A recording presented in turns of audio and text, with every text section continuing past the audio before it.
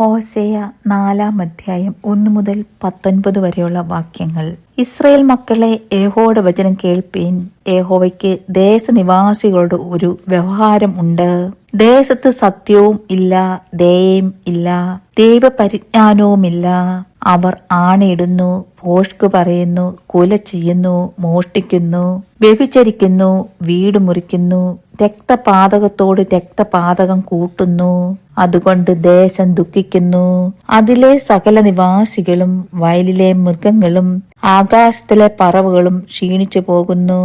സമുദ്രത്തിലെ മത്സ്യങ്ങളും ഇല്ലാതെയാകുന്നു. എങ്കിലും ആരും വാദിക്കരുത്, ആരും ശാസിക്കുകയും അരുത്.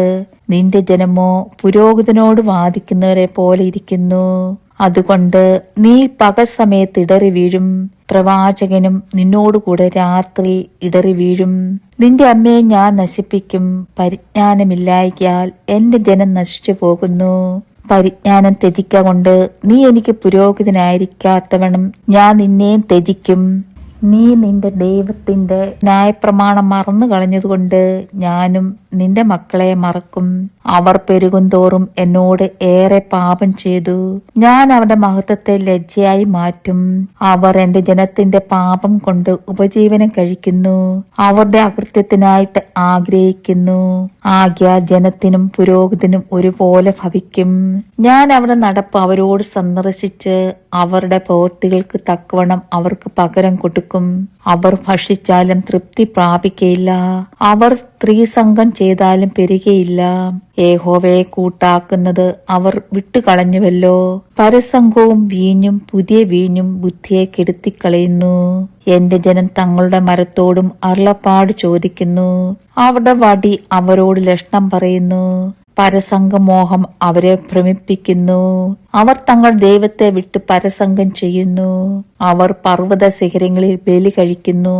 കുന്നുകളിൽ അവർ നല്ല തണലുള്ള കരുവേലത്തിന്റെയും പുന്നിയുടെയും ആലിന്റെയും കീഴെ ധൂപം കാട്ടുന്നു.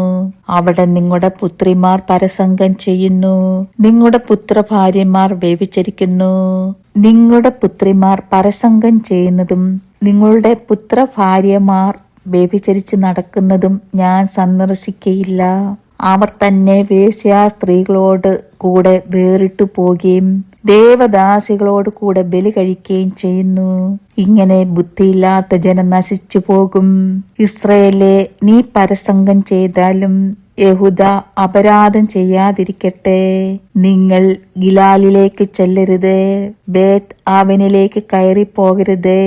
യഹോവയാണ് എന്ന് സത്യം ചെയ്യുകയും അരുത്. ഇസ്രായേൽ ദുശാഠ്യമുള്ള പശുകിടാവിനെ പോലെ ദുശാഠ്യം കാണിച്ചാൽ യഹോവ അവരെ ഒരു വിശാല സ്ഥലത്ത് കുഞ്ഞാടിനെ പോലെ മേയ്ക്കുമോ? എഫ്രൈം വിഗ്രഹങ്ങളുടെ കൂട്ടാളിയാകുന്നു, അവനെ വിട്ടുകളക. മദ്യപാനം കഴിയുമ്പോൾ അവർ പരസംഗം ചെയ്യും. അവരുടെ പ്രഭുക്കന്മാർ ലജ്ജയിൽ അത്യന്തം ഇഷ്ടപ്പെടുന്നു. കാറ്റ് അവളെ ചിറകുകൊണ്ട് ചുറ്റിപ്പിടിക്കുന്നു.